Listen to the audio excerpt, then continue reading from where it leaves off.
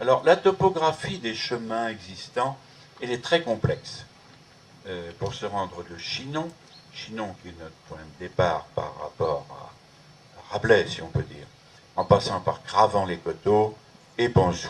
Alors, comme vous le constatez, le vallon du Croulet, il reçoit l'eau de nombreuses sources, en particulier un que l'on appelle communément le ruisseau de la Madeleine, le fameux Ruau. Il vient de Cravant. Dans ce vallon sauvage et envahi par la végétation, eh bien, on trouve les ruines du vieux châtelier, les vestiges du couvent de l'ordre mendiant des Cordeliers, dans ce vallon du Croulet, qui est cité dans le cartulaire de Noyer. Très intéressant, le cartulaire de Noyer, au XIe siècle. Voilà. Il est cité sous le nom de Terra de Crugliaco. Et là, quand vous prenez les chemins qui vont par là, mais malheureusement c'est clôturé, on aperçoit les ruines de l'abbaye et de l'église abbatiale du XVe, qui était un couvent fondé en 1439, brûlé en 1569 et supprimé au moment de la Révolution. Permettez, puisque vous avez dit qu'on ait des échanges, Rabelais connaissait bien le vallon du Croulet, parce que là se trouvait au bout de la vallée un couvent des Cordeliers. Alors, lorsque Rabelais, à l'âge de 10 ans, a d'abord été placé chez les Bénédictins à Seuilly, puis ensuite il a été placé chez sa mère, chez les Cordeliers à Angers. Donc il a lié des liens très importants avec les Cordeliers. Les Cordeliers, c'est ces moines, comme disait monsieur, qui avaient donc une robe de bure et une corde autour de la taille, et ils avaient, comme certains d'entre vous, ils avaient des sandales où ils marchaient pieds nus. Et ces cordeliers étaient réputés pour leur ignorance quelque part, mais aussi surtout leur paillardise, hein, et donc leur libertinage. Et donc François Rabelais a créé, dès son adolescence, a eu des liens très importants avec les cordeliers, parce qu'il était un cordelier rangé, et il allait visiter, lorsqu'il était dans le secteur, il remontait ce ruau du Moulin pour aller jusqu'à une lieue d'ici, le couvent des Cordeliers du Croulet. Je ne sais pas si en limite de Panzou ou de Cravant, on trouve la chapelle de la Madeleine. C'est dans le même site. Oui, c'est le même site du Croulet, et au bout de cette vallée, vous avez à la fois, donc, à gauche, le ruine du couvent du Cordelier, à droite, la chapelle de la Madeleine, et dans la chapelle de la Madeleine, il y a une crypte d'où sort une source, c'est la fameuse source miraculeuse dont parlait monsieur, qui donc était réputée pour soigner les yeux, la vue. Hein, il y en a une petite source pareille à Avon-les-Roches, ici, la source de la Marie. Là, cette source de la Madeleine, paraît-il, il y aurait eu des pèlerinages à la Madeleine avant que ce soit clôturé, c'est une propriété de chasse maintenant.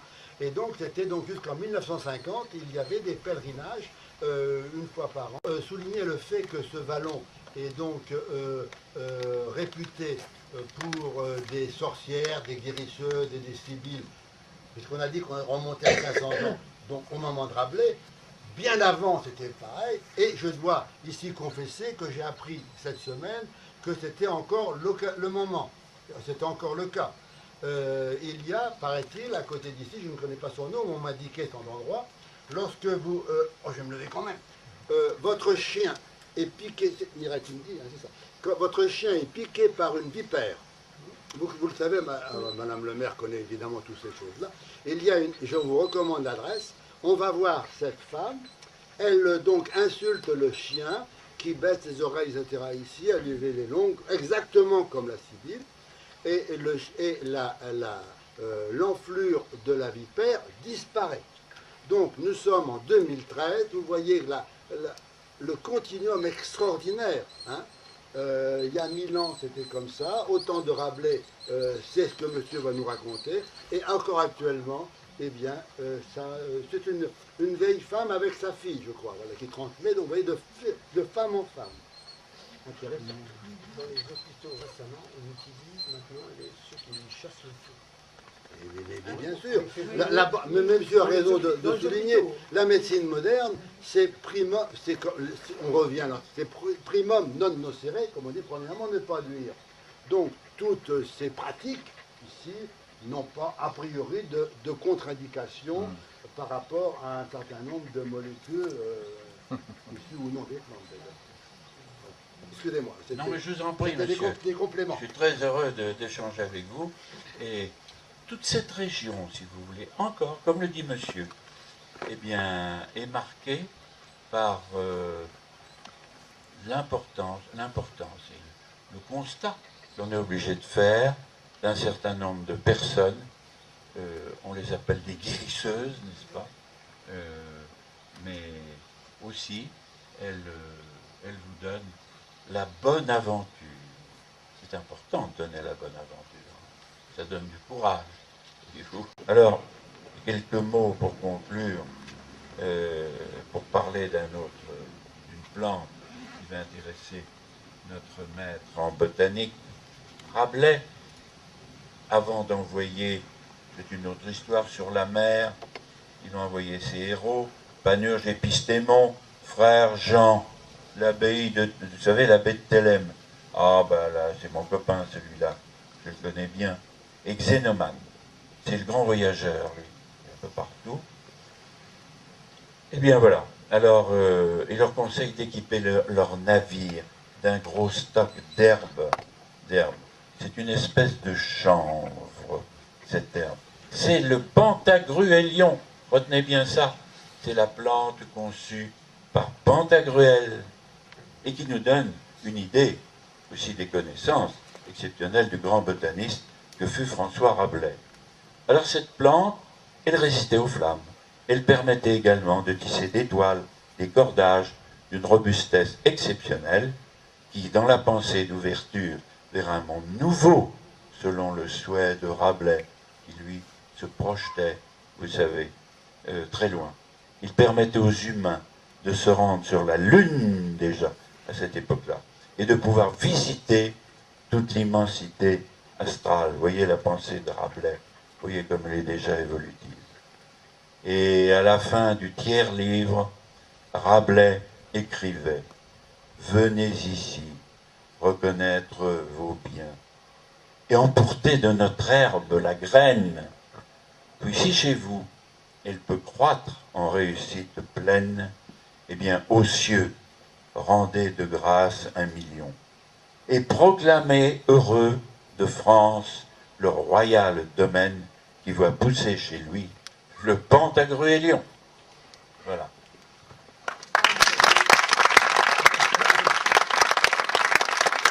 Permettez-moi d'ajouter, s'il vous plaît, un mot en ce qui concerne le Pantagruélion. En fait, je crois que Rabelais, dans son œuvre, des Pantagruel, ensuite Gargantua, il nous parle du Pantagruélion, mais au départ, il insiste sur le fait que c'est une herbe solaire. Le chanvre. Voilà. Mais à partir du chanvre et de l'intelligence humaine, c'est cela qui est extraordinaire chez Rabelais. Et je vous rejoins lorsque vous dites que nous sommes dans cette même période, mais à la différence entre maintenant et peut-être la Renaissance, c'est qu'il y avait une foi extraordinaire dans l'homme, dans son intelligence et dans un avenir qui allait chanter. Alors, le chant.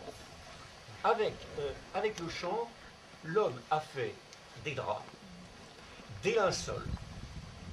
L'homme a fait aussi la corde du pendu, mais aussi un jour, sur un mât, il a mis un drap et une voile, et grâce à cela, il a conquis le monde. C'est-à-dire que la nature donne une herbe solaire, et je reprends l'expression, et puis l'homme, de par son intelligence, a fait quelque chose d'extraordinaire. Et il parle de Pantagruélion et des enfants de Pantagruélion. Et c'est à ce moment-là, justement, qu'il envisage de visiter les sources des foudres, les sources de l'univers, la Lune, etc. Et je crois que c'est là le lien avec notre époque, mais aussi une différence, c'est qu'il y a une foi extraordinaire en l'homme, en la science et dans l'avenir. Et un avenir qui ne peut être que très joyeux en raison de l'intelligence de l'homme. Merci pour ces commentaires. Vous voyez que je crois que ce lieu, il est un peu magique. Vous avez vu comme le fait de se retrouver ici, on peut échanger ici. Et moi, pendant que vous parliez, j'avais les yeux fixés sur votre environnement et à vos pieds, vous avez des multitudes qu'on appelle l'herbe magique. Cette herbe, excusez-moi si j'en arrache un pied, ici, j'espère être pardonné, cette herbe, c'est la verveine, et c'est un mot celtique, c'est un mot, ferfen, c'est la plante magique, la plante sacrée hein, des Celtes et des Gaulois, c'est la verveine officinale, la verveine pour se soigner, hein, et c'est cette plante qui est donc à la fois diurétique, alors le vin aussi joue son rôle dans ce sens-là, ici, hein, et cicatrisante. C'est assez étonnant d'avoir humblement, on est assis sur le thym serpolet qui serpente entre les pierres, hein, on a la verveine et on vous écoute, monsieur, ici, nous ramener donc 500 ans en arrière, c'est magnifique.